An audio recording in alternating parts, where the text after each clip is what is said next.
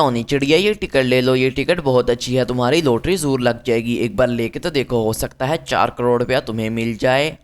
क्या 4 करोड़? ये टिकट कितने की है वैसे एक? ज्यादा नहीं मैडम, सिर्फ 50 रुपए की एक मिल जाएगी आपको। ऐसी बात है तो एक टिकट मुझे भी दे दो, और ऐसी टिकट देना जिसके लगने के चांसेस बहुत ज्यादा हो, समझ गए आप? ये पकड़िए आपकी टिकट। और वैसे तो टिकट आज बहुत कम है, इसलिए टिकट लगने के चांसेस तो हर टिकट के हैं, अब आप जाइए।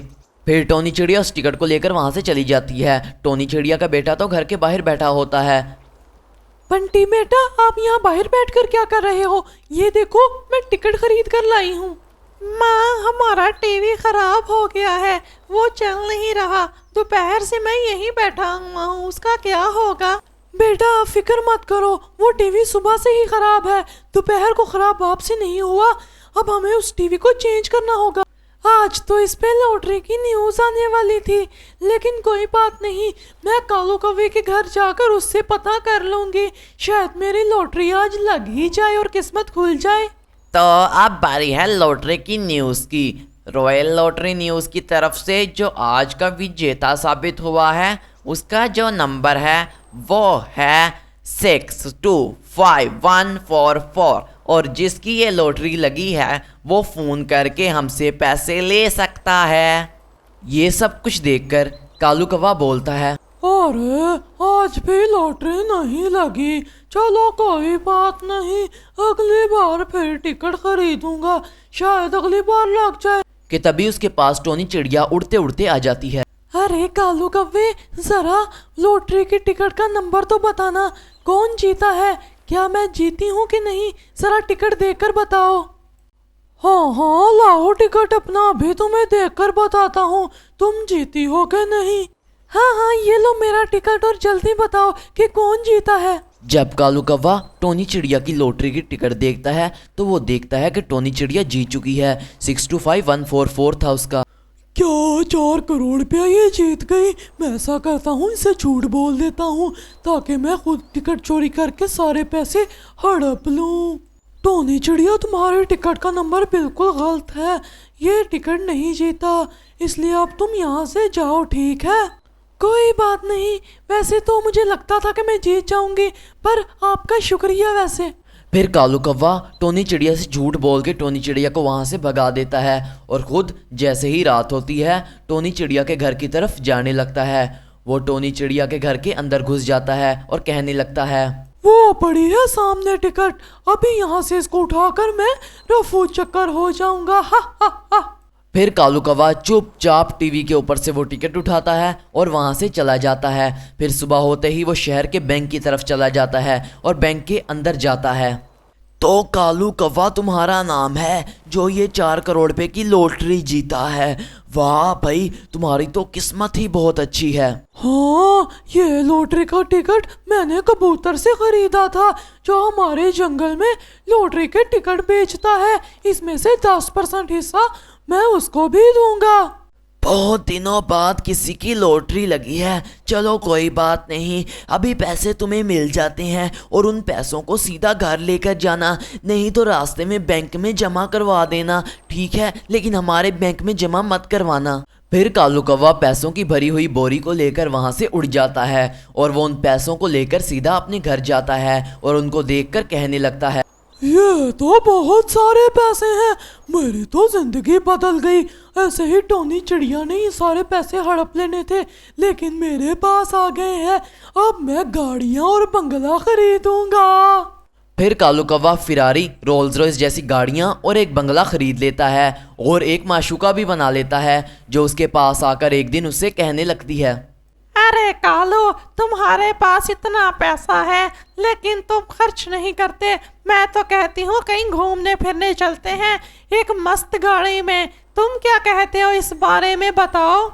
छोटे लोग छोटी सोच, मैं तो गाड़ी में नहीं जा रहा, मैंने तो हम दोनों के लिए एक हवाई जहाज सिर्फ हम दोनों अकेलों के लिए बुक करवाया है, उसमें हम घूमने जाएंगे।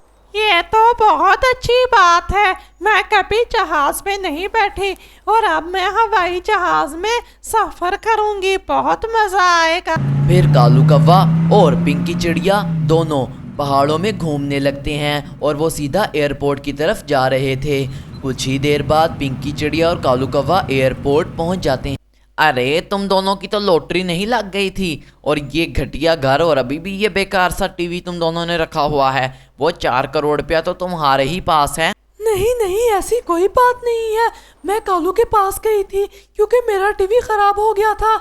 उसने तो कहा था कि तुम्हारी लॉटरी नहीं लगी, किसी और की लगी है, और टिकट भी गुम है मेरा।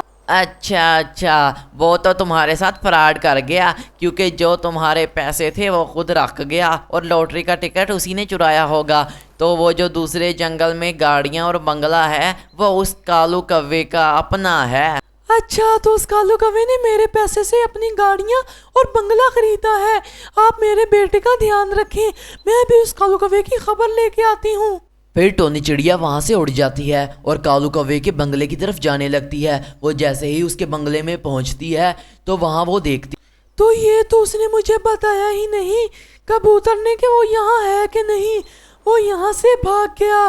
कोई बात नहीं, आने दो, उसकी तो मैं खबर लूंगी। मेरे पैसे खाता है, उसको तो मैं बता कर रहूंगी। फिर टोनी चिड़िया कालू कौवे के बंगले से बाहर आ जाती है और अपने घर की तरफ उड़ते उड़ते चलने लगती है। वो अपने घर में आ जाती है और आते ही कबूतर को कहने लगती है, मैं तो घर के अंदर भी गई थी, दरवाज़ा खुला ही हुआ था, उसकी गाड़ियाँ बाहर खड़ी हुई थी और घर के अंदर तो कोई भी नहीं था। मेरी बात पूरी सुनकर जानी थी। मैं ये कहने वाला था कि वो अपनी माशूका के साथ कहीं घूमने गया है हवाई जहाज़ में। वो तो अब यहाँ काफ़ी दिनों बाद ही आ सकेगा। दूसरी तरफ कालू कौवा और पिंकी चिड़िया तो हवाई जहाज़ में मज़े ले रहे थे।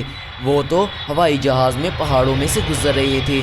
हवाई जहाज़ तो आसमानों के ऊपर था और वो दोनों काफ़ी मज़े में थे। पिंकी चिड़िया और कालू कौवा दोनों अकेले थे हवाई जहाज़ में। थोड़ी देर बाद पिंकी कालू से कहने लगती है, मेरा तो दिल ऊपर नीचे हो रहा है, जैसे ये प्लेन अभी क्रैश करने वाला हो और तबाह होने वाला हो। मुझे बहुत डर लग रहा है। पिंकी, तुम बहुत डरपोक हो, फिक्र मत करो। इस जहाज को तो ऊपर वाला चाहे तब भी नहीं तबाह कर सकता। तो ये हवा और ये क्या चीज़ है? तुम डरो मत, समझी, और फिक्र मत करो।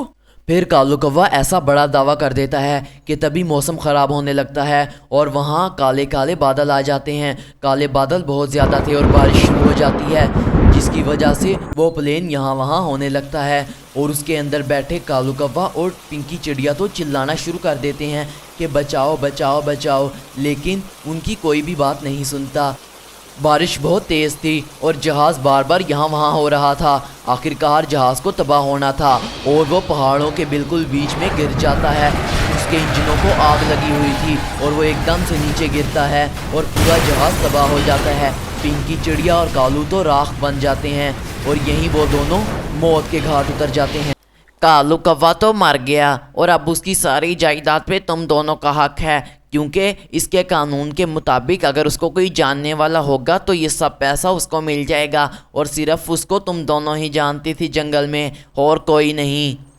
इस तरह कालू कौवे का सारा पैसा, जो असल में टोनी चिड़िया का ही था, वो उसको वापस मिल जाता है और टोनी चिड़िया और उसके बेटे को उनकी गाड़ियाँ और घर वापस मिल जाता है। इससे सबक मिलता है कि किसी का हक नहीं छीनना चाहिए।